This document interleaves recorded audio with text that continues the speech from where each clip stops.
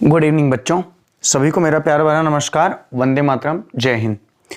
तो बच्चों, जैसे कि आप सबको पता है कि हम लोगों को अंश पूंजी लेखे चैप्टर के बारे में रिवीजन करना है।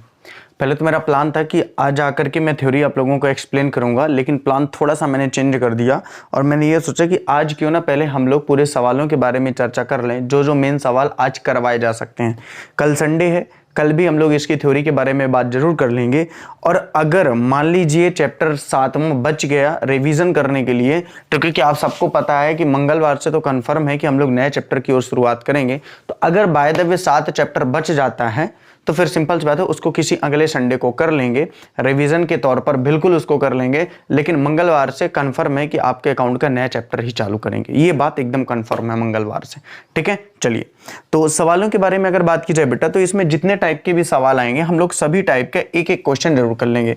जैसे कि अल्प विधान का भी एक क्वेश्चन कर लेंगे, अति विधान का भी एक क्वेश्चन कर लेंगे, रोकड़ के प्रतिफल के बदले अन्य अंशों के निर्गमन का भी क्वेश्चन कर लेंगे, प्रीमियम वाला भी कर लेंगे, अदत्त याचना वाला भी कर लेंगे। क्योंकि आपको पता है कि जब मैं एक क्वेश्चन यहाँ पे कराऊंगा तो सिंपल सी बात है, उससे जुड़ी हुई सारी बातें भी मैं आपको यहाँ पे बताने वाला हूँ। ठीक है बेटा, कोई दिक्कत नहीं, थोड़ा क्वालिटी बढ़ा लेना, क्योंकि अच्छा राज में छोटे छोटे लिखूंगा ताकि आपको एक ही फ्रेम में सारा आंसर मिल जाए। ठीक है बेटा, चलो तो सबसे पहले हम लोग बात कर लेते हैं। इसका पहला टॉपिक हम लोग पढ़ेंगे पूर्ण अभिधान प्राप्त होना। इसका पहला टॉपिक है पूर्ण अभिधान प्राप्त होना। पूर्ण अभिधान प्राप्त होना। पूर्ण अभिधान प्राप्त होना। पूर्ण अभिधान प्राप्त होना। ठीक है बेटा, इसका पहला टॉपिक है पूर्ण अभिधान प्राप्त होना। पूर्ण अभिधान प्राप्त होना। ओके बेटा, ठीक है, ध्यान से समझो। पूर्ण अभिधान प्राप्त होना का मतलब क्या होता है? पूर्ण अभिधान प्राप्त होने का मतलब होता है कि जितने भी अंश हमने निर्गमित किए थे, जितने भी अंश हमने निर्गमित किए थे, वो सारे के सारे अंश जनता के द्वारा स्वीकार कर लिए गए हैं और पूरी राशि जनता ने क्या कर दी है? चुकता कर दी है। इस कंडीशन को हम लोग कहते हैं पूर्ण अभिधान प्राप्त होना। अब देखिए, इसका सवाल नंबर जैसे पहला है, हालांकि बहुत ही सिंपल सा है, लेकिन चूंकि मैंने आज बोला है आप लोगों से कि सारे कॉन्सेप्ट को मैं थोड़ा थोड़ा पूरा एक्सप्लेन करूंगा एक एक क्वेश्चन को, तो मैं इसके बारे में जरूर आपको अवगत कराना चाहूंगा। देखो, ये बहुत ही सिंपल सा होता है। सिंपल सा कैसे है? जैसे पहला क्वेश्चन आप देखो, अनेस लिमिटेड ने 100 रुपया के 30,000 समतांशों का निर्गमन किया, जो 30 रुपया आवंटन पर था, 30 रुपया आवेदन पर था, 50 रुपया आवंटन पर था और 20 रुपया प्रथम व अंतिम मांग पर दे था। सभी राशियां विधिवत रूप से प्राप्त हो गई हैं। इन व्यवहारों को कंपनी के रोज नामचे में अभिलेखित करो। बहुत ही सिंपल सा है। देखिए, सबसे पहले जब भी पूर्ण अभिधान प्राप्त होने की बात आएगी तो आपको एक छोटा सा रफ कार्य जरूर कर लेना है बेटा। आपको एक छोटा सा रफ कार्य जरूर कर लेना है। वो रफ कार्य क्या है बेटा, इसको जरूर ध्यान समझिए। वो रफ कार्य क्या है, मैं इसके बारे में जरूर बात करूंगा कि वो रफ कार्य क्या है। ठीक है बेटा, हेडिंग आपको दिखेगी, कोई दिक्कत नहीं। थोड़ा सा कैमरा ऊपर कर दो, ठीक है, थोड़ा कैमरा ऊपर कर दो। पूर्ण अभिधान प्राप्त होना। तो जैसे कि मैंने आपको बताया कि आपको रफ कार्य में क्या करना बेटा, इसको ध्यान देना। जैसे कि यहाँ पे दिया हुआ है कितने रुपया वाले अंश है, तो आप बोलोगे सर 100 रुपया वाले हैं। कितने अंश हैं, तो आप बोलोगे सर 30,000 हैं। और कैसे अंश हैं, तो आप सबको पता है समता अंश है। आप सबको पता है कैसे अंश है, समता अंश है। ठीक है, मैं एक बार फिर से कह रहा हूं कि जिस बच्चे ने इसकी पूरी क्लास नहीं देख रखी है यूट्यूब में, या इसके पुराने सारे वीडियो नहीं देख रखे हैं, तो आप प्लेलिस्ट में जाइए, इसके सारे पहले पुराने वीडियो देखिए, तब जाके आपको ये लेक्चर अच्छे से समझ में आने वाला है। ठीक है, बिल्कुल निश्चित रूप से 30,000 समता अंश है। अगर बात की जाए तो आवेदन पर 30 रुपया, एप्लीकेशन के साथ बेटा कितना है, तो एप्लीकेशन के साथ बेटा 30 रुपया है। अलॉटमेंट के साथ बेटा कितना है, अलॉटमेंट के साथ है 50 रुपया। और बेटा अगर बात की जाए तो फर्स्ट कॉल के साथ कितना है, फर्स्ट एंड फाइनल के साथ बेटा कितना है, तो फर्स्ट एंड फाइनल के साथ लास्ट है, यानी कि अगर बात की जाए तो 20 रुपया है। ठीक है, और 100 रुपया कंप्लीट हो गया, 50, 30, 80, 20, 100। देखिए, ये बात तो कंफर्म है, इतना याद रखिएगा कि जब भी बात नहीं की गई है कि फर्स्ट बस दिया है लेकिन वो अंतिम है, यानी 100 पूरा हो चुका है, तो ऑब्वियस सी बात है बेटा, उसको अपन फर्स्ट एंड फाइनल मानेंगे। ठीक है, जैसे यहाँ पे हमने माना फर्स्ट एंड फाइनल 20 रुपया था, कोई दिक्कत वाली बात नहीं, बहुत ही सिंपल सा कॉन्सेप्ट है, बहुत ही सिंपल सा। ठीक है, आज आप निश्चित रूप से बहुत कुछ हमसे सीख के जाने वाले हो, और स्पेशली जो लोग सवाल वाले हैं उनको तो बहुत कुछ सीखने को मिलेगा। जो थ्योरी स्पेशल बच्चे हैं उनके लिए कल प्रॉफिट मिलेगा, कल उनको प्रॉफिट मिलेगा जो थ्योरी स्पेशल है, क्योंकि आज तो हम लोग सवाल स्पेशल ही लेके चलेंगे इस चैप्टर का। ठीक है, अब देखो, जैसे आपको एंट्री करना है, मैं लाइन वगैरह नहीं खींचा हूं टाइम बर्बाद करने के लिए, क्योंकि अपन टू द पॉइंट बात करेंगे। अब आप अगर इसके सवाल पढ़ चुके हो तो आपको पता है कि सवालों में date, particular, LF, amount, year, amount, CR कैसा होता है। ठीक है बेटा, रिवीजन क्लास है तो चीजें आप समझ सकते हो, कोई दिक्कत वाली बात नहीं है। ठीक, सबसे पहले बेटा एंट्री अपन क्या करेंगे, पहली एंट्री क्या होगी बेटा, bank account DR. Bank account D R, पहली एंट्री क्या होगी बेटा, bank account DR. Bank account DR2। अब देखिए चूंकि समता अंश है, दैट्स वाइज यहाँ पे इक्विटी लगाना अनिवार्य है। तो आप क्या लिखोगे बेटा, equity share application account, to equity share application account, to equity share application account, to equity share application account. एक चीज का विशेष ध्यान देना बेटा, मैं नरेशन लिख जरूर नहीं रहा हूं लेकिन मैं नरेशन बोल रहा हूं, उसको विशेष तौर देना। और यहाँ पे इसका कैलकुलेशन जरूर हो सके तो करना। 30,000 गुणे 30 रुपया यानी कि कितना आएगा, 90,000 रुपया। कितना आएगा बेटा, 90,000 रुपया। और यहाँ पे भी कितना करना, 90,000 रुपये। एक बच्चा बोला सर क्या लाइन एग्जाम में नहीं खींच के आना? अबे नालायक, कितनी बार बोल चुका हूँ कि लाइन वगैरह खींच के आना है। क्यों नहीं खींच के आना भाई? Date, particular, amount, DR, amount CR लिखना है। मैं नहीं लिख रहा हूँ क्योंकि यार मुझे सवाल ज्यादा बताना है, समय कम है, इसलिए चीजों को थोड़ा सा कम, जो मेन चीजें हैं वो इंपॉर्टेंट। अब तो तेरे को लाइन खींचना नहीं पता है कि कैसे खींचा जाता है, ठीक है। इसका नरेशन क्या हो जाएगा बेटा, बीइंग एप्लीकेशन मनी रिसीव्ड। इसका नरेशन क्या हो जाएगा बेटा, बीइंग एप्लीकेशन मनी रिसीव्ड। दूसरी एंट्री इसकी क्या हो जाएगी, दूसरा सवाल मतलब इसकी दूसरी एंट्री इक्विटी शेयर। इक्विटी लगाना जरूरी है क्योंकि समता अंश है, क्योंकि समता अंश है इसलिए इक्विटी लगाना जरूरी। दूसरा हो जाएगा इक्विटी शेयर एप्लीकेशन अकाउंट। दूसरा बेटा हो जाएगा equity share application account, equity share application account DR, to equity share capital account, to equity share capital account, to equity share capital account. बेटा to equity share capital account, equity share application account DR, to equity share capital account, to equity share capital account. सीधे सीधे शब्दों में अगर मैं बोलूं तो ये भी आपको पता है कि यहाँ पे कितना आ जाएगा, 90,000, और यहाँ पे भी कितना आ जाएगा, 90,000, ठीक है। नरेशन क्या हो जाएगा सर? नरेशन बहुत ही सिंपल सा है, being allotment money transfer to share capital account. क्या हो जाएगा बेटा, being allotment money transfer to share capital account. बहुत ही सिंपल सा, आप सबको चीजें पता है, बस मैं रिकॉल करने की कोशिश कर रहा हूं ताकि आपको चीजें एकदम से कंठस्थ हो जाए। तीसरी अगर बात की जाए तो बेटा क्या एंट्री होगी, तीसरी एंट्री होगी इक्विटी शेयर अलॉटमेंट की। तीसरी एंट्री क्या हो जाएगी बेटा, equity share allotment account, equity share allotment account DR, equity share allotment account DR, to equity share capital account, to equity share capital account, to equity share capital account, to equity share capital account. ठीक है बेटा, बहुत ही simple सा है भाई। आपको पता है कि यहाँ पे 30,000 गुणे 50 हो गए तो यानी 1,50,000 आएगा, 1,50,000। यहाँ पे भी कितना होगा बेटा, 1,50,000। 1,50,000 नहीं होगा भाई, 30,000 है ना, तो सॉरी 30,000 है तो 5 जीरो होंगे भैया, 5 जीरो 15 लाख हो जाएगा, सॉरी 15 लाख हो जाएगा, ठीक है, 15 लाख हो जाएगा, कोई दिक्कत नहीं है। सॉरी गलती से हो गई, और यहाँ पे 90,000 नहीं 9 लाख हो जाएगा, सो सॉरी, हाँ गलती से होगी भाई, 9 लाख होगा, 9 लाख होगा और 15 लाख होगा, ठीक है, कोई दिक्कत नहीं। आगे की यदि बात की जाए बेटा तो फिर क्या है, बात को समझना, इक्विटी शेयर कैपिटल अकाउंट, ठीक है, हाँ वो बाई मिस्टेक निकल गई बात, ठीक है। Being allotment money become due, क्या हो जाएगा बेटा, being allotment money become due. क्या हो जाएगा, being allotment money become due. क्या हो जाएगा बेटा, being allotment money become due, being allotment money become due, ठीक है। अगले कॉन्सेप्ट में आते हैं। अब अलॉटमेंट के पैसे को, सिंपल सी बात है, क्या करेंगे, अलॉटमेंट का पैसा प्राप्त होगा, और अलॉटमेंट का पैसा प्राप्त होगा तो क्या होगा, bank account DR, to share allotment account, bank account DR, to share allotment account. लेकिन चूंकि समता है, इस बात का विशेष हमको ध्यान देना पड़ेगा, तो bank account DR, to equity share allotment account. क्या हो जाएगा बेटा इसमें, bank account DR, to equity share allotment account, ठीक है बेटा, bank account DR, to equity share allotment account, to equity share allotment account, to equity share allotment account, bank account DR, to equity share allotment account. बेटा narration बहुत सस्ता, बहुत सड़ा है। Being allotment money received, being allotment money received, being allotment money received. अब देखो मैं इनको इतना डिटेल से अब पढ़ाने का ना तो वक्त है ना ही समय है, क्योंकि अगर अब मैं इस लेसन को पूरा बहुत विस्तार से पढ़ाऊंगा तो 1.5 महीने तो ये लेसन चलेगा, 1 महीने, और आपके पास 1 महीने मुश्किल से मोटा मोटा अगर बात की जाए तो हमारी क्लास आपकी 30, 35, 40 दिन और चलने वाली है, ठीक है, 40 दिन और चलने वाली है। और 40 दिन में मुझे 3 चैप्टर भी अच्छे से खत्म करना है रिवीजन करके, और ये चैप्टर ऑलरेडी मैंने बहुत अच्छे से खत्म कर चुके हैं। बस एक ओवरऑल मोरली रिवीजन चल रहा है ताकि आपको चीजें रिकॉल हो जाए, जहां पे जो चीजें समस्या आनी है उन समस्याओं को हम आपकी सुन लें, ठीक है। तो बेटा ये आ गया 15 लाख और ये भी आ गया आपका 15 लाख। हाँ गलती से वहां पे मैंने 90,000 बोल दिया था बेटा, वो 9 लाख था, सॉरी, ठीक है। इसके बाद क्या है बेटा, फर्स्ट एंड फाइनल कॉल है, तो आप सिंपल सी बात है, पहले क्या करोगे, equity share first and final call account, first and final call account, first and final call account DR, to equity share capital account, to equity share capital account, to equity share capital account. वहां पे कितना आएगा बेटा 30,000 गुणे 20 यानी कि 6 लाख आएगा। कितना आएगा बेटा 6 लाख आएगा। कितना आएगा बेटा 6 लाख आएगा। ठीक है, कोई दिक्कत नहीं है। कितना आएगा 6 लाख आएगा। Being share first call and final call money become due.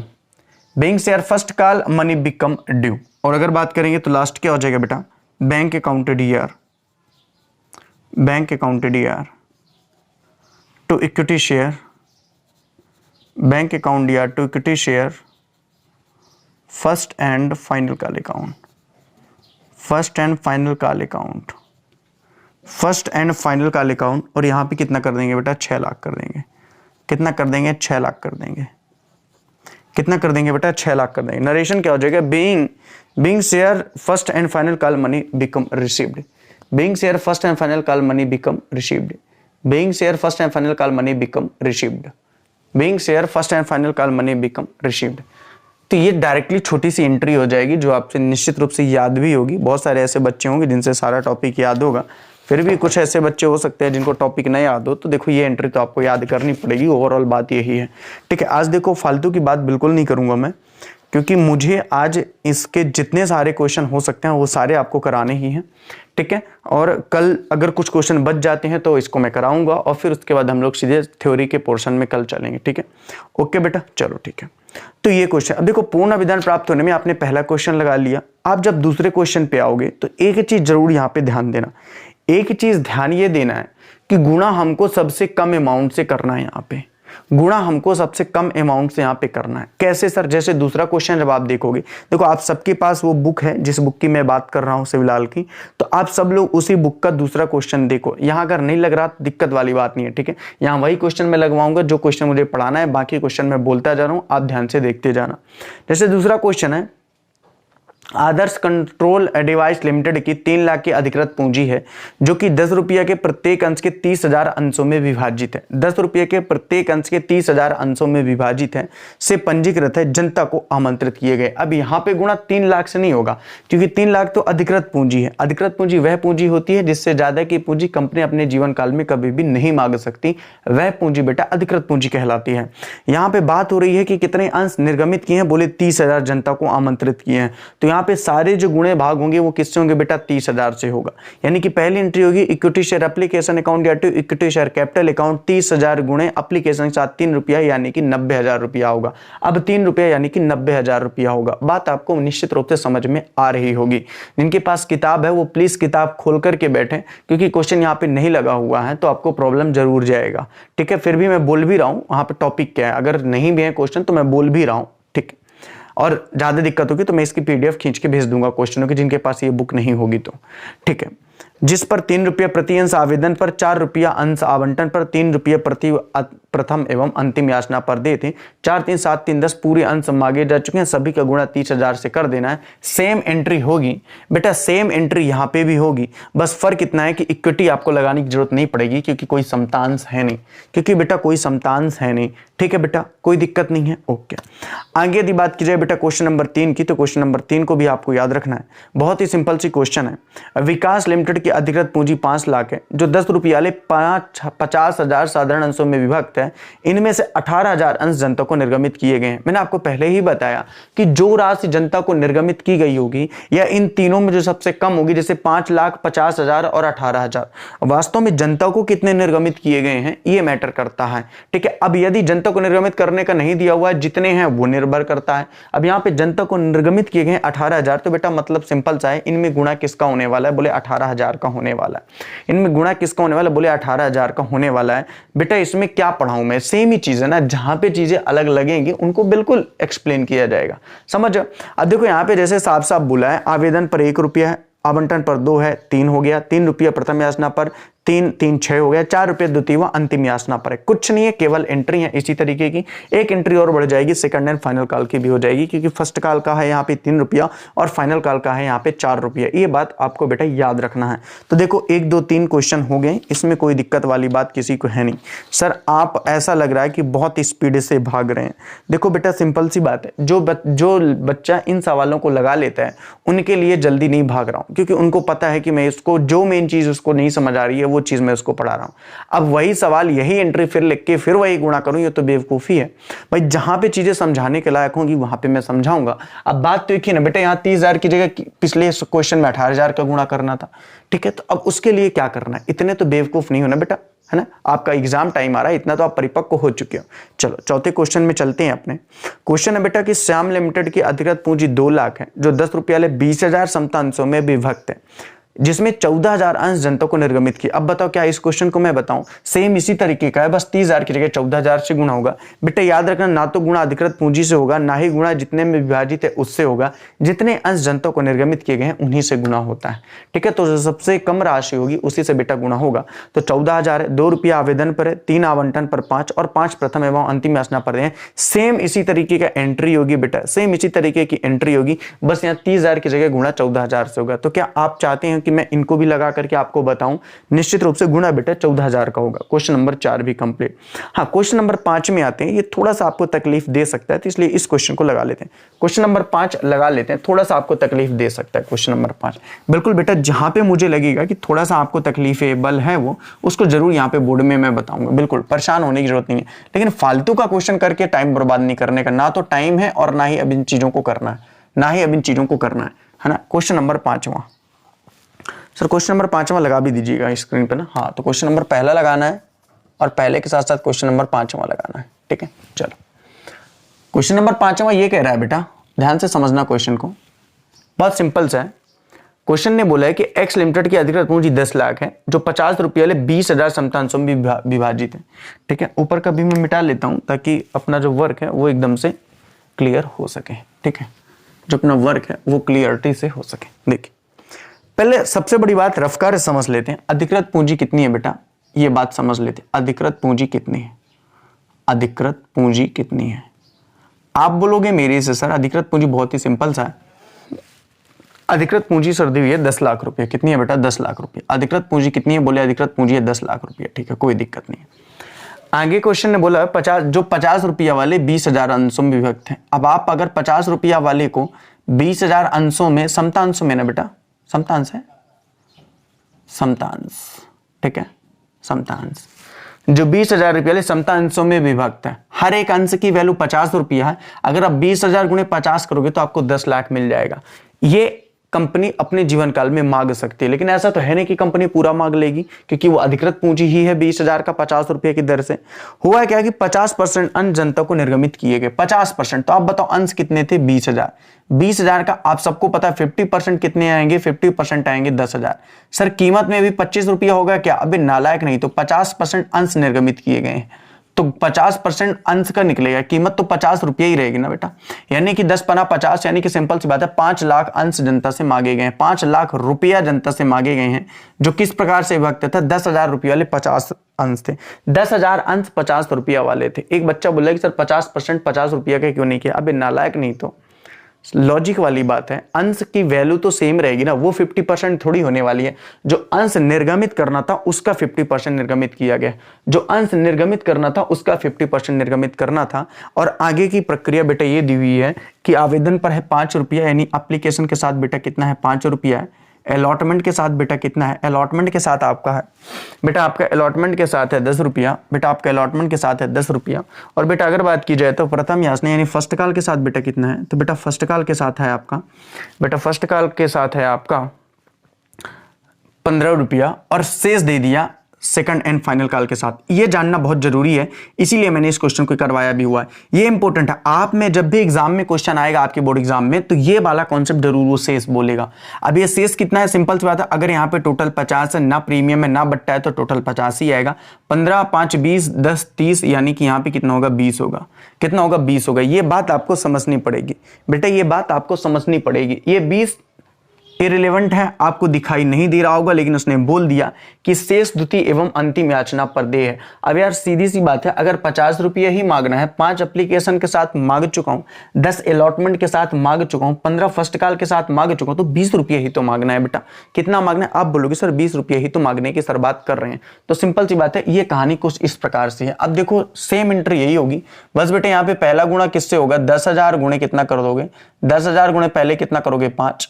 यहाँ पे कितना करोगे बेटा? यहाँ पे गुणा जो करोगे तो आप करोगे 10,000 गुणे 10। यहाँ पे गुणा आप कितना करोगे? 10,000 गुणे कितना करोगे बेटा? 10। यहाँ पे आप गुणा किससे करोगे बेटा? फर्स्ट एंड फाइनल कॉल पे, तो यहाँ पे आप गुणा करोगे बेटा 10,000 गुणे 15। और एक एंट्री आपको और करना पड़ेगा, एक एंट्री यहाँ पे आपको और करना पड़ेगा। बस बेटे यहाँ पे फर्स्ट एंड फाइनल कॉल नहीं लिखना, बस फर्स्ट कॉल लिखना, क्योंकि फाइनल यहाँ पे अलग से है, फर्स्ट कॉल बस लिखना। और एक एंट्री यहाँ पे और हो जाएगी, equity share second and final call account, equity share second and final call account, equity share second and final call account DR to equity share capital account.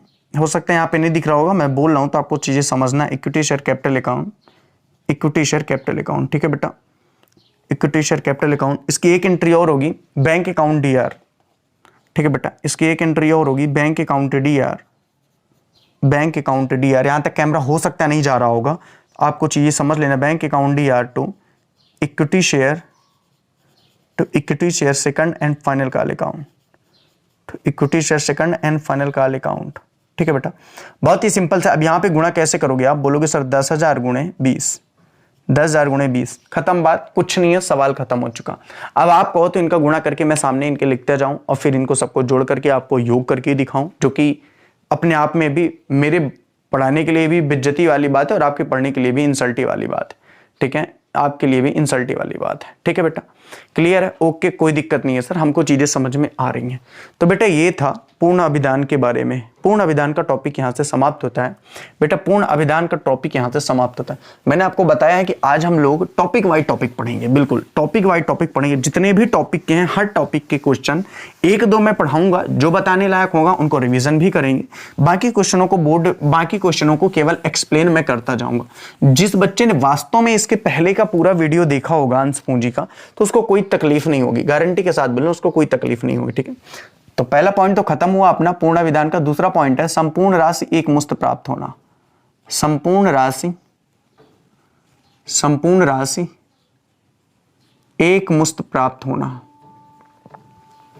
संपूर्ण राशि एक मुश्त प्राप्त होना। देखो बहुत ही सिंपल सा है, संपूर्ण राशि एक मुश्त प्राप्त होना। ये दूसरा टॉपिक है। पहला टॉपिक हमने पढ़ लिया पूर्ण विधान वाला, दूसरा टॉपिक है संपूर्ण राशि एक मुश्त प्राप्त होना। देखिए इसमें सिंपल सी बात है, जब भी संपूर्ण राशि एक मुश्त होने की बात होती है तो एक चीज आपको याद रखना है, केवल 2 ही एंट्री होगी। एक तो बैंक अकाउंट DR2 अगर वो समतांश है तो इक्विटी शेयर होल्डर अकाउंट, और equity share holder account DR2 equity share capital account. ये 2 ही एंट्रियां यहाँ पे होती हैं। अगर कुछ भी नहीं है प्रीमियम वगैरह तो इतना विशेष ध्यान रखिएगा। संपूर्ण राशि एक मुश्त जब प्राप्त होती है तो अलग अलग पैसा नहीं मिलता है, किस्तों में पैसा नहीं मिलता है, अलग अलग एप्लीकेशन अलॉटमेंट या फर्स्ट कॉल या सेकंड या फाइनल कॉल में पैसा नहीं मिलेगा, पूरा पैसा एक साथ मिलेगा। और जब बेटा पैसा एक साथ मिलेगा वहां पे इक्विटी शेयर होल्डर अकाउंट करना पड़ेगा।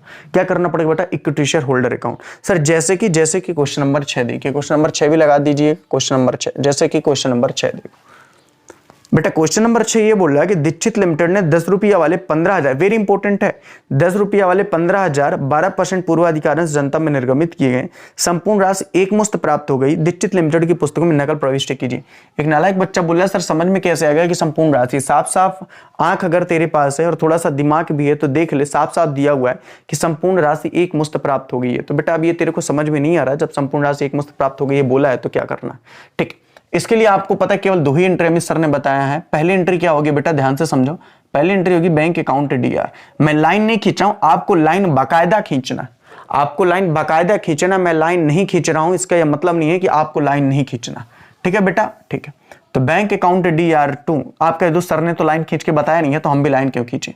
तो bank account DR2 equity, bank account DR2 equity share holder account,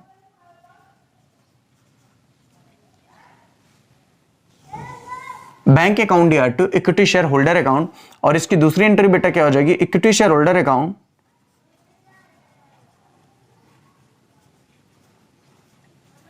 equity share holder account here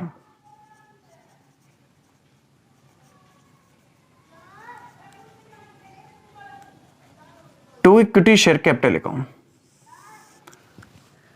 bank account या to equity share holder account, equity share holder account या to equity share capital account. बस बेटा ये आपको याद रखना है। अब चूंकि पूर्वाधिकार है, ठीक है, अगर पूर्वाधिकार है तो यहां इक्विटी न लिख करके आप प्रेफरेंस शेयर होल्डर लिख लो, प्रेफरेंस शेयर होल्डर लिख दो। क्या लिख दो? Preference share holder. कितने परसेंट वाले? ये भी लिखा हुआ 12% वाले, तो आप ये भी लिख दो 12% preference share holder, 12% preference share holder. बेटा आपको पता है कि अंश दो प्रकार के होते हैं, कल जब हम लोग थ्योरी बात करेंगे तो विस्तार से चर्चा करेंगे उसमें। आपको पता है अंश दो प्रकार के होते हैं, एक तो होता है समता अंश, दूसरा होता है पूर्वाधिकार अंश। केवल लिखने की बात है, उपयोग कुछ नहीं होगा। अगर समता है तो इक्विटी लिखना, नहीं है तो प्रेफरेंस शेयर लिखना है। बेटा पूर्वाधिकार को प्रेफरेंस लिखते हैं। एक बच्चा बोला सर अगर हमसे प्रेफरेंस की स्पेलिंग ही नहीं बनेगी, हमसे भी नहीं बनती है, देख के लिखता हूं। आपके एग्जाम में इंग्लिश भी लिखी रहेगी, नालायक नहीं तो। 12% रेट है, जब वो रिटर्न होंगे तो 12% की दर से होंगे, क्योंकि आप सबको पता है, थोड़ा सा भी जिसने थ्योरी पढ़ा है, कि पूर्वाधिकार अंश एक निश्चित मूल्य वाले होते हैं, तो एक निश्चित प्रतिशत से इनका भुगतान होता है। ठीक है, बहुत ही सिंपल सा है। देखो 15,000 है, 10 रुपया है, सीधा सीधा है, पूरा पैसा एक साथ मिलेगा तो 15,000 गुणे 10 यानी कि 1,50,000 यहां पे करेंगे और 1,50,000 यहां पे भी करेंगे। क्योंकि मैंने आपसे बताया कि दोनों पैसा एक साथ ही मिलेगा, इसलिए ये कहानी यहां पे खत्म हो जाएगी, ये कहानी यहां पे खत्म हो जाएगी। बीइंग मनी रिसीव्ड और यहां पे लिखोगे being money transfer to share capital account. Being money transfer to share capital account, ये आपकी एंट्री हो जाएगी। Being money transfer to share capital account, कोई दिक्कत वाली बात नहीं है। बीइंग ऑल मनी रिसीव्ड, ठीक ना, बीइंग ऑल मनी रिसीव्ड और यहां पे नरेशन हो जाएगा being money transfer to share capital account. बेटा ये दो एंट्री होती हैं कब? जब संपूर्ण राशि एक मुश्त प्राप्त करने की बात करता है। अब देखिए जैसे क्वेश्चन नंबर 7वां, आप अपनी बुक खोल के बैठिए, इधर अब देखने की जरूरत नहीं है आपको, ये आपको समझ में आ चुका है कि संपूर्ण राशि में अमित सर कैसे क्वेश्चन पढ़ा रहे हैं। देखिए जब बात हो रही है एक मुश्त वाली, तो हम लोग बात कर रहे हैं 7वें नंबर क्वेश्चन की। 7वां नंबर क्वेश्चन बोला हुआ है, मेहता एंड कंपनी ने 10 रुपया वाले 5,000 समता अंशों का निर्गमन किया। इनकी संपूर्ण राशि आवेदन के साथ प्राप्त हो गई। सभी अंश जनता द्वारा ले लिए गए वांछित संपूर्ण राशि कंपनी को प्राप्त की गई। सिंपल सी बात है, बैंक अकाउंट या to equity share holder account, और आप करोगे 5,000 गुणे 10 यानी कि 50,000। इक्विटी शेयर होल्डर अकाउंट या to equity share capital account 5,000 गुणे 10 यानी कि 50,000।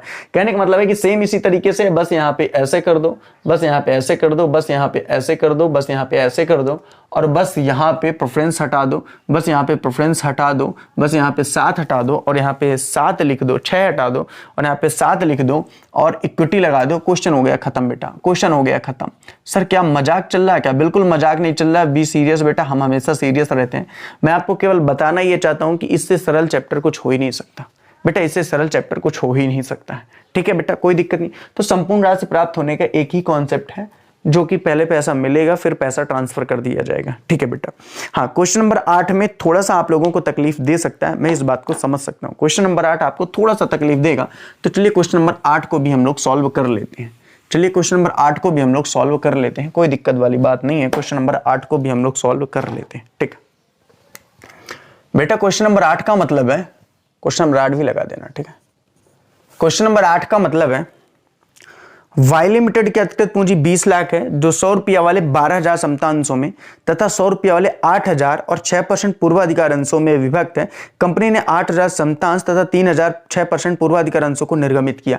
हमें मैटर नहीं करता कि कितने अंशों में विभक्त है, हमें मैटर केवल यह करता है कि कंपनी ने कितने निर्गमित किए हैं। तो आपको साफ साफ लिखा हुआ है इस क्वेश्चन में कि 8,000 समता अंश है। देखो अगर आपके पास थोड़ा सा भी दिमाग है तो साफ साफ लिखा हुआ है 8,000 समता अंश हैं। और अगर बात की जाए बेटा, जो 6% वाले पूर्वाधिकार जो अंश हैं वो 3,000 है। 3,000 जो हैं वो 6% पूर्वाधिकार अंश है। ये चीजें अगर आप देख पा रहे हो, ये समझ पा रहे हो, तो आपके लिए सोने पे सुहागा वाली बात है। ये दो चीजें आपको पकड़ना है जो जनता के लिए निर्गमित किए गए हैं। 8,000 रुपया, 8,000 सॉरी रुपया नहीं, 8,000 समता अंश, 8,000 बेटा समता अंश है और 6% पूर्वाधिकार अंश है। बेटा अगर आप ये बात समझ पा रहे हो तो मुझे ऐसा लग रहा है कि आपको चीजें समझ में आ रही होंगी। यानी कि कहने का केवल और केवल एक मतलब है कि यहाँ पे मुद्दा तब होगा जब केवल और केवल जनता को निर्गमित किया गया होगा। ठीक है, तो आपको यही पकड़ना है जो जनता को निर्गमित किया गया होगा। अब देखिए ना, इसमें क्वेश्चन कहना क्या चाहता है, बहुत ही सिंपल सा है बेटा, बहुत ही सिंपल सा है। अब ये एक मुश्त प्राप्त हुआ, आप सबको पता है कि इनकी टोटल वैल्यू 100 रुपया है, यानी कि हर अंश 100 रुपया वाला है। अभी एक मुश्त प्राप्त हुआ है, आप चाहें तो एक साथ भी कर सकते हैं, आप चाहें तो अलग अलग भी कर सकते हैं, इसमें कोई दिक्कत वाली, आप एक साथ भी कर सकते हैं, अलग अलग भी कर सकते हैं। मैं पहले तो आपको एक साथ करके बता देता हूं, एक साथ अगर होगा तो कैसा होगा भाई। Bank account DR, bank account DR to equity share holder account, bank account DR to equity share holder account, bank account DR to equity share holder account to 6% preference share holder account, to 6% preference share holder account, to 6% preference share holder account. Simple सी बात है यार, अगर एक होता तो एक ही मिलता। आप सीधे लिखोगे बीइंग मनी रिसीव्ड, कुछ नहीं लिखने की जरूरत है कि बीइंग मनी प्रेफरेंस शेयर या इक्विटी शेयर मनी रिसीव्ड, आप सीधे लिखोगे बीइंग मनी रिसीव्ड बस। अब सिंपल सी बात है, इक्विटी शेयर होल्डर पे कितना है बेटा, तो आप कहोगे सर 8000 गुणे 100 है, 8000 गुणे 100 लगाओगे बेटा तो मेरे हिसाब से 8 लाख आएगा। कितना आएगा बेटा, यहाँ पे 8 लाख आएगा। ठीक है, लाइन खींचेगी, सीआर की बात कर रहा हूं। और यहाँ पे बेटा अगर करोगे तो 3000 गुणे 100 जब करोगे तो मेरे हिसाब से यहाँ पे 3 लाख आएगा। और अगर आप में थोड़ा सा कॉमन सेंस है तो यहाँ पे सिंपल जो है 11 लाख आएगा। यहाँ पे सिंपल सी बात है 11 लाख आएगा। दूसरी एंट्री बेटा इसकी क्या हो जाएगी, बस यही चीजें डेबिट हो जाएंगी, यानी कि equity share holder account DR, बेटा equity share holder account DR 6% debit ही होगा बेटा, 6% preference, 6% preference share holder, 6% preference share holder account DR, 6% preference share holder account DR to equity share capital account, to equity share capital account. इस बात को याद रखना, equity share capital account, ठीक है, to 6% preference share capital account, to 6% preference share capital account. दो होंगे क्योंकि दो हैं। सिंपल सी बात है, यहां पे आप करो 8 लाख, यहां पे आप करो 3 लाख, बेटा यहां पे आप करो 8 लाख, और बेटा यहां पे आप करो 3 लाख। ठीक है बेटा, कोई दिक्कत नहीं है, टोटल 22 लाख आ जाएगा जो कि आपका आंसर होगा। एक चीज तो आप ये कर सकते हो, मेरे हिसाब से ये बेटर थिंग है, आप इसको कर लो। या तो आपको नहीं करना तो अलग अलग करो, पहले बैंक अकाउंट या to equity share holder account 8 lakh 8 lakh, equity share holder account या to equity share capital account 8 lakh 8 lakh. फिर दूसरी करो, बैंक अकाउंट या to 6% preference share holder account 3 lakh, equity share 6% preference share holder account या to 6% preference share capital account 3 lakh. तो आप ऐसे करके 4 एंट्री भी कर सकते हो, या तो आप एक साथ कर सकते हो। बेटा नंबर आपको दोनों ही कंडीशन में मिलने वाला है, बेटा नंबर आपको दोनों ही कंडीशन में मिलने वाला है, इसमें नो डाउट कोई भी दिक्कत वाली बात नहीं आएगी। ठीक है बेटा, क्लियर है, चलो ठीक है। तो ये बातें भी आपकी यहाँ पे समाप्त होती हैं बेटा, ये बातें भी आपकी यहीं पे समाप्त होती हैं। ठीक है, मुझे लगता है कि ये सारा टॉपिक आपको समझ में आ रहा होगा, कोई दिक्कत वाली बात नहीं है यहाँ पे। ठीक है, चलो अब बेटा अगर बात की जाए संपूर्ण राशि एकमुश्त प्राप्त होने का, तो ये टॉपिक यहां से खत्म होता है। अपन का तीसरा टॉपिक आता है जो है अल्पाभिधान। अपन का तीसरा टॉपिक आता है जो कि है अल्पाभिधान। अब निश्चित रूप से पहले हम अल्पाभिधान के बारे में बात करेंगे, फिर हम लोग इसके सवालों को करेंगे। ठीक है, अल्पाभिधान, अल्पाभिधान देखो वैसे तो आपके थ्योरेटिकल में भी ये क्वेश्चन जरूर आएगा, अल्पाभिधान से आप क्या समझते हो, लेकिन थ्योरेटिकल का पोर्शन है, ठीक है, अच्छी बात है, काफी सारे बच्चों को बनता भी होगा। अल्प अभिधान का मतलब वास्तव में क्या होता है, इसके बारे में मैं कुछ आपको बताना चाहूंगा। देखिए, जब कंपनी के द्वारा अंशों का निर्गमन किया जाता है, बात को अच्छे से समझने का प्रयास करिएगा। जब कंपनी के द्वारा अंशों का निर्गमन किया जाता है और यदि आवेदन कम अंशों के लिए आते हैं तो इस कंडीशन को कहते हैं अंश का अल्प अभिधान। यानी कि यदि कंपनी ने 10,000 अंशों का निर्गमन किया था और आज कंपनी के पास 8,000 के आवेदन पत्र आते हैं, तो कहने का मतलब है ये हुआ अल्प अभिधान। ऐसी दशा में कंपनी जितने के आवेदन आ जाते हैं उन्हीं अंशों का निर्गमन करती है और उन्हीं अंशों का अलॉटमेंट करती है, बाकी 2,000 को निरस्त कर दिया जाता है, कोई मतलब नहीं होता है। तो कहने का मतलब यह है कि अल्प अभिधान एक सेम वही कंडीशन है जो पूर्ण अभिधान वाली थी। जो अंश जनता ने स्वीकृत कर लिए हैं उन्हीं अंशों के साथ गुणा होगा। जितने अंश निर्गमित किए गए थे अब वो भी मैटर नहीं करेगा, अब वो भी मैटर नहीं करेगा। अगर 15,000 अंश निर्गमित किए गए हैं और 10,000 ही अंशों को जनता ने स्वीकार किया है, तो बेटा अब जो गुणा होगा वो 10,000 से होगा। सर आप फाइनली एक बात बताइए, कहना क्या चाहते हैं? बेटा मैं फाइनली एक बात ही कहना चाहता हूं, मैं फाइनली एक ही बात कहना चाहता हूं। पहली बात, जनता ने जितने अंश स्वीकृत किए हैं या तो उससे गुणा करो, अगर वो नहीं दिया हुआ है तो जनता को जितने अंश निर्गमित किए गए हैं उससे गुणा करो, वो भी अगर नहीं दिया हुआ है तो जितने अंश कंपनी में विभाजित है उससे गुणा करो, वो भी नहीं दिया हुआ है केवल अधिकृत पूंजी का अंशों में है तो उससे गुणा करो। लेकिन अगर ये चारों दिया हुआ है तो बेटा आपको गुणा करना पड़ेगा, जितने जनता ने अंश स्वीकृत कर लिए हैं उनसे ही गुणा होगा। बात आपको समझ में आ रही होगी और हर उस बच्चे को समझ में आ रही होगी जिसने इसकी पुरानी क्लासेस को पढ़ा होगा, और जिसने नहीं पढ़ा होगा यार वो इस क्लास को पढ़ के कुछ नहीं उखाड़ लेगा, ना ही उसको कुछ समझ में आ रहा होगा। मैं एक बार फिर से कहना चाहूंगा, ये क्लास आज की रिवीजन की क्लास, ये जितनी भी रिवीजन की क्लास हो रही हैं ये उन्हीं को समझ में आ रही हैं जिन बच्चों ने इसकी पुरानी सारी क्लासेस पढ़ के खत्म की हुई है। ठीक है, एक बात याद रखना, अगर आपने पुरानी सारी क्लासेस पढ़ के खत्म नहीं किए तो बेटा आपको समझ में नहीं आ रहा होगा। चलिए अब हम लोग बढ़ते हैं क्वेश्चन नंबर 9 में। अब देखिए क्वेश्चन नंबर 9 मुझे नहीं लगता कि पढ़ाने लायक है, आप अपनी किताब खोल लीजिए और ध्यान से देखिए। क्वेश्चन नंबर 9 पे लिखा हुआ है, मोहन लिमिटेड के अधिकृत पूंजी, नहीं लगाने की आवश्यकता नहीं है, बच्चों के पास बुक है, जो पढ़ाना होगा केवल उसी को यहाँ पे लगाना है। मोहन लिमिटेड की अधिकृत पूंजी 2 लाख है, जो 10 रुपया वाले 20,000 समता अंशों में विभाजित है। कंपनी ने 10,000 समता अंश निर्गमित किए थे, जनता ने 8,000 अंशों के लिए आवेदन पत्र प्राप्त हुए। देखिए 2 लाख रुपया में विभाजित थी, 20,000 समता अंश जो 10 रुपया वाले थे विभाजित किए गए थे, 10,000 समता अंशों को जनता के लिए निर्गमित किया गया। तो ऐसा लगता है कि भाई जनता को जो निर्गमित हुआ उससे गुणा नहीं, जितना जनता ने स्वीकार किया, जनता ने फाइनली 8,000 रुपया स्वीकार किया, यानी गुणा किससे करेंगे? 8,000 से करेंगे। गुणा किससे करेंगे? 8,000 से करेंगे। ये बात मैं आपको इसलिए भी बता चुका हूं कि गुणा उसी से होगा बेटा, गुणा उसी से होगा बेटा जो कि सबसे कम राशि होगी, और सबसे कम राशि 8,000 है। अभी आपको मैं ये भी बता चुका हूं कि जो पैसा जनता ने या जो अंश जनता ने स्वीकार किया सारा गुणा उसी से होगा, सारा गुणा बेटा उसी से होगा। ये बात आपको समझ में आनी चाहिए, नहीं आ रही है तो प्रॉब्लम वाली बात है, उसका इलाज आप स्वयं करवाइए। ठीक है बेटा, ओके।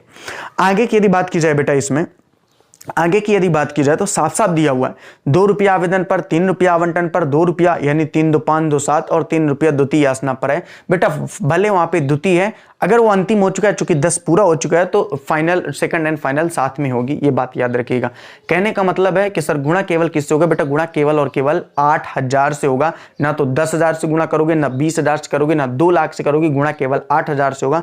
क्योंकि अमित सर ने पहले ही बता दिया कि गुणा उस राशि से होगा जो जनता ने स्वीकार किया है, जो जनता ने आमंत्रण पत्र को स्वीकार किया है, ना कि जो जनता को निर्गमित किए गए हैं, ना कि जो जनता को निर्गमित किए गए हैं। बेटा बात आपको समझ में आ रही है कि नहीं आ रही है? ईमानदारी से बताइएगा। लेकिन ये बात मैं फिर से दोहराना चाहूंगा कि अगर आपने पुराने लेक्चरों को देखा हुआ होगा तो आपको बात समझ में आ रही है। अगर आपने पुराने लेक्चरों को देखा रहा होगा तो बेटा बात आपको जरूर समझ में आ रही होगी, और यदि आपने नहीं देखा रहा होगा तो जरूर बेटा थोड़ा सा तो तकलीफ आपको होने वाली है, इसमें कोई दो राय वाली बात नहीं है, इसमें कोई दो राय वाली बात आपको नहीं है। ठीक है बेटा, कोई दिक्कत तो नहीं है? चलो ठीक है। आगे यदि बात करते हैं बेटा अगले क्वेश्चन की, अगले क्वेश्चन की बात करते हैं। Question number 10। क्वेश्चन नंबर 10, एक कंपनी ने 10 रुपया वाले 5,000 साधारण अंश जनता में निर्गमित किए, जनता ने 3,000 अंशों के लिए आवेदन पत्र प्राप्त हुए, सभी राशियां आवश्यक दी हैं। 3 रुपया आवेदन पर है, 3 रुपया आवंटन पर है, प्रथम याचना पर 2 है, द्वितीय एवं अंतिम याचना पर 2 है। कंपनी की पुस्तक में आवश्यक लेके कीजिए। बेटा मुझे नहीं लगता कि कोई तकलीफ यहाँ पे होने वाली है, सिंपल सा कॉन्सेप्ट था। 3,000 से सारा गुना होगा, 5,000 अंश जनता को निर्गमित भले किया गया था, लेकिन जनता द्वारा 3,000 अंश निर्गमित, जनता के द्वारा 3,000 ही अंशों को स्वीकार किया गया था, तो सारा गुणा यहाँ पे 3,000 से होगा। आवेदन पर 3 है, आवंटन पर 3 है यानी 6 रुपये, प्रथम याचना पर 2 यानी 8 और द्वितीय अंतिम याचना पर 2 है यानी कि 10। यानी कि सिंपल सी बात है बेटा, ये टॉपिक हमारे यहाँ पे खत्म होता है। बेटा सिंपल सी बात है, ये टॉपिक हमारे यहाँ पे खत्म होता है। मैं कुछ भी बढ़ा के या जबरदस्ती का नहीं पढ़ा रहा हूँ बेटा, ये सारा टॉपिक है ही ऐसा कि आपको समझ में आ जाएगा अगर वाकई में आपने पहले इसमें मेहनत की हुई है। तो बेटा अल्प अभिधान की कहानी यहीं पे क्या होती है? समाप्त होती है। बेटा अल्प अभिधान की कहानी यहीं पे समाप्त होती है। अब हम लोग अपने एक नए टॉपिक पे चलेंगे, अति अभिधान। आज का चौथा टॉपिक है। हम लोग पूर्ण अभिधान के बारे में बात कर चुके हैं, हम लोग संपूर्ण राशि का एकमुश्त भुगतान के बारे में बात कर चुके हैं। बेटा हम लोग अल्प अभिधान के बारे में भी बात कर चुके हैं। अति अभिधान तक आज मैं बात करूंगा आपसे। आप यहां तक के पूरे सवाल लगा डालिएगा। अगर कोई भी एक ऐसा बच्चा है जिससे बिना देखे यहां तक के सवाल नहीं बने हो, वो प्लीज मुझे बता देना, ठीक है?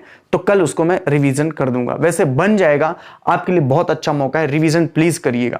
अब देखिए अति अभिधान में 2 चीजें आपको याद रखना है। अति अभिधान है क्या, पहले इस बात को थोड़ा सा समझ लेते हैं।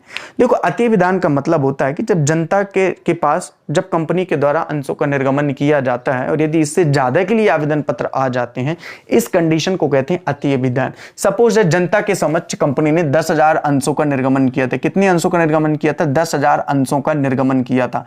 लेकिन अब हुआ क्या?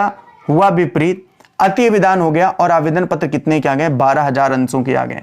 ये 12,000 अंशों के क्या आ गए बेटा, आवेदन पत्र आ गए। बेटा आवेदन पत्र कितने के आ गए, 12,000 अंशों के आवेदन पत्र आ गए। अब देखो जब कम आए थे तब तो बात ठीक थी भाई, जितने कम आ गए उन्हीं से गुणा करके अपन कर देते थे, लेकिन यहां पे बात इतने से खत्म होगी नहीं। यदि अधिक आए हैं तो इनके पास 2 ऑप्शन होंगे, वैसे तो कंपनी के पास 3 ऑप्शन होते हैं, लेकिन आपको पढ़ना मोटा मोटा 2 ही है। पहला ऑप्शन है या तो कंपनी इसको आवेदन के साथ वापस कर देगी, या तो कंपनी इसे आवेदन के साथ वापस कर देगी अतिरिक्त राशि को। कितनी अतिरिक्त राशि है, बोलेगी सर 2,000, क्योंकि 2,000 अंश अतिरिक्त हैं। ये 2,000 अंश अतिरिक्त है क्योंकि 10,000 तो पहले से निर्गमित किए गए थे, और कंपनी उतने ही अंशों का अलॉटमेंट करेगी जितने की वो निर्गमित किए थे, उससे ज्यादा का कंपनी अंश निर्गमित नहीं कर सकती है, अलॉटमेंट नहीं कर सकती है। या तो आवेदन के साथ वापस कर देगी, या तो अलॉटमेंट के साथ एडजस्ट कर देगी, या तो आवंटन के साथ इनको क्या कर दिया जाएगा, आवंटन के साथ समयोजित कर दिया जाएगा, या तो आवंटन के साथ क्या कर दिया जाएगा, समयोजित कर दिया जाएगा। हालांकि एक ऑप्शन और होता है, मैं लिख जरूर देता हूं, या तो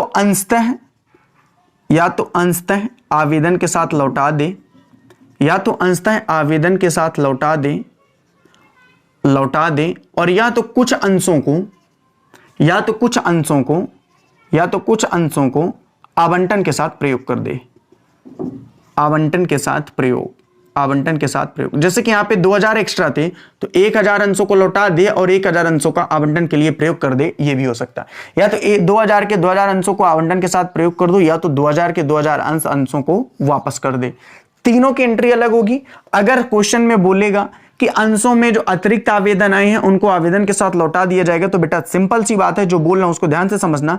तो ये कहानी दूसरी एंट्री पे होगी, यानी कि जहां पे share application account DR share capital हुआ करता था, ये कहानी वहां पे फिट होगी। तो share application account DR share capital account, अगर आवेदन की राशि ही पैसा को लौटा देना होगा तो टू बैंक अकाउंट भी हो जाएगा। अगर आवेदन के साथ ही पैसे को लौटा देना होगा तो टू बैंक अकाउंट भी हो जाएगा। नरेशन बहुत ही सिंपल सा होगा, being application money transfer to share capital account and extra money will be return,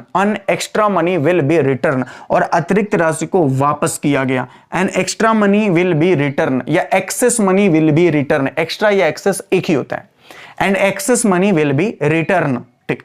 अगर आवंटन के साथ संयोजन करने की बात करेगा तो सेम ही कॉन्सेप्ट होगा, थोड़ा सा अंतर क्या आएगा, शेयर एप्लीकेशन अकाउंट DR बेटा पहली वाली एंट्री में नहीं होगा, दूसरे वाली एंट्री में होगा, पहला तो प्राप्त होने की है ना। Share application account DR to share capital account, to share allotment account, साफ साफ बोल रहा भाई, अगर रिटर्न करेगा तो बैंक में वापस कर देगा, अगर एडजस्टमेंट करेगा तो टू शेयर अलॉटमेंट लगेगा। नरेशन क्या होगा, being application money transfer to share capital account and excess money will be adjust on a share allotment account, and excess money अतिरिक्त राशि का अलॉटमेंट के साथ क्या किया गया, एडजस्टमेंट किया गया, and excess money will B adjustment at a share allotment account, excess money adjustment allotment account. ठीक है, एक बात तो ये होगी। अगर दोनों ही कंडीशन बोल रहा है तो फिर क्या होगा, तो अगर दोनों ही कंडीशन बोल रहा है तो share application account DR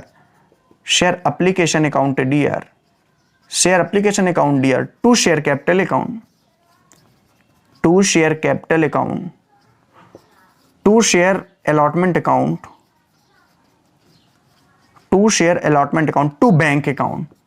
to bank account, दोनों चीजें एक साथ घटित हो गई, यानी अंशतः वापस भी कर दिया, अंशतः आवंटन के लिए भी प्रयोग कर दिया, तो फिर क्या होगा, तो सिंपल सी बात है, दोनों एंट्री एक साथ हो जाएंगी, कोई दिक्कत वाली बात नहीं है, दोनों एंट्री एक साथ हो जाएंगी, कोई दिक्कत वाली बात नहीं है आपको। Being application money transfer to share capital account and excess money will be sum of excess money will be return and sum of excess money will be adjustment on share allotment account, sum of excess money will be return and sum of excess money will be adjustment at share allotment account।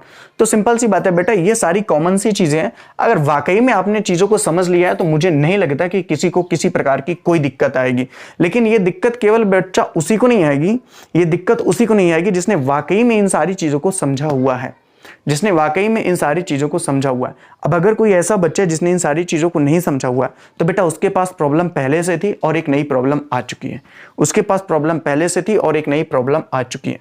ठीक है बेटा, चलो अब एक काम करना आप लोग, अब आप लोग एक काम करना, चूंकि आज की क्लास ज्यादा हो रही है, 40-45 मिनट की क्लास हो गई है, मुझे रात में भी क्लास लेना पड़ेगा, डाटा का इशू आ जाएगा। ठीक है, तो चलिए ठीक है, इसके बाद इकोनॉमिक्स की लेते हैं। कल अपन इसके आगे की बात करते हैं। कल अपन अति विधान के बारे में बात करेंगे, आज समझा दिया हूं। कल अपन अंशों का सममूल्य पर निर्गमन भी कर लेंगे, प्रीमियम पर निर्गमन भी कर लेंगे कल अपन। और कल 2 हो जाएंगे ना दोनों, परेशान मत हो। कल अकाउंट की 2 क्लास ले लूंगा मैं, ठीक है, 2 क्लास ले लूंगा, परेशान मत हो, दोनों क्लास ले लूंगा मैं। अद्वितीय आसनाएं, हाँ कल 2 क्लास ले लूंगा, पहले मैं सवाल की ले लूंगा, फिर मैं थ्योरी की भी ले लूंगा। बिल्कुल परेशान मत हो, कल दोनों क्लास होंगी, दोनों क्लास लेके मैं गाँव जाऊंगा। ठीक है बेटा, आप यहां तक का टॉपिक समझ गए हो। अति विधान की कंडीशन को आप लगाना बनता है तो ठीक है, नहीं बनता कोई दिक्कत नहीं है। ठीक है, बात यही करना है, बस हो गया। ठीक है बेटा, चलो ठीक है, तो बाकी बातें मुलाकातें हमारी आपसे बेटा रात में होगी इकोनॉमिक्स के साथ। दूसरा चैप्टर आज हम पढ़ेंगे। ठीक है, bye and good night. Good night, शाम को मिलते हैं, परेशान मत होना।